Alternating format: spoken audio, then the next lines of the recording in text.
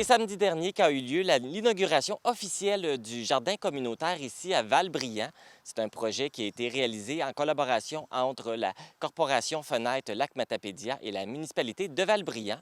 Pour nous en parler, je suis avec l'instigateur du projet, Denis Couture. Bonjour, bonjour Denis. Bonjour, bonjour. Ça va bien? Oui, ça va bien. Donc, on parle d'un beau projet qui s'est réalisé. Ça faisait combien de temps que vous travailliez sur ce projet-là de jardin communautaire? Bien, on a commencé ça en février. On avait l'idée d'un jardin et on se disait que, subvention ou pas, on irait de l'avant. Mais on a demandé une subvention, puis finalement, on a eu 25 000 du programme Nouveaux Horizons, ce qui nous a aidé vraiment à bien démarrer le projet. Donc, c'est ça qui était le projet. Et puis, jusqu'à aujourd'hui, on a terminé, il y a quelques jours passés, avec la mise en place de la pancarte des jardins communautaires. Et puis là, vous parliez aussi là, que vous aviez commencé des travaux en hiver. Ça s'est bien passé? C'est quoi vous aviez à faire comme tâche pendant le mois de février? Bien, l'idéal, c'était d'élaguer les arbres durant l'hiver parce que les arbres sont en dormance. Et puis, les faire allaiter, souvent, bien, ça blesse davantage les arbres. Donc, on a commencé l'hiver. Et puis après ça, bien, le terrain, on a travaillé sur le terrain, enlever les arbrisseaux, tout nettoyer. Ce qui est aujourd'hui, puis ce qu'on voyait à l'époque, bien, ça ressemblait davantage à la forêt qu'il y avait au fond, dans cette partie-là. Ici, on avait du gazon. Donc, le jardin, c'est ça. C'est la mise en place. On a 80 pieds sur 80 pieds qui sont divisés en 28 parcelles. Et on a un système d'alimentation en eau qui part de la toilette. Heureusement, on avait une toilette.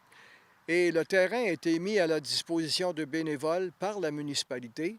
Fait qu'ils nous ont dit, c'est votre organisation, vous allez de l'avant, vous faites ce que vous voulez sur le terrain.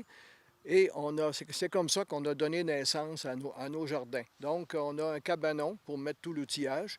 On pourra peut-être jeter un coup d'œil aussi.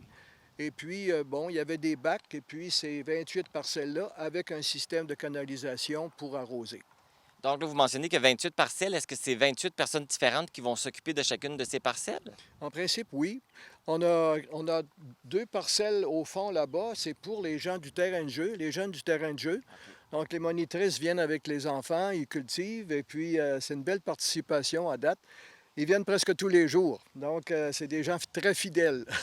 Et les autres parcelles, est-ce qu'ils ont pris preneur ou sont encore vacants? Il y en a quelques-unes qui sont encore vacants. On en a 4. Et dans une de ces parcelles-là, bien, c'est là que Christina Michaud et M. Pascal Bérubé sont venus commencer à nous montrer ce qu'ils savaient faire au niveau jardinage. Ils ont commencé à planter des graines. C'est ça.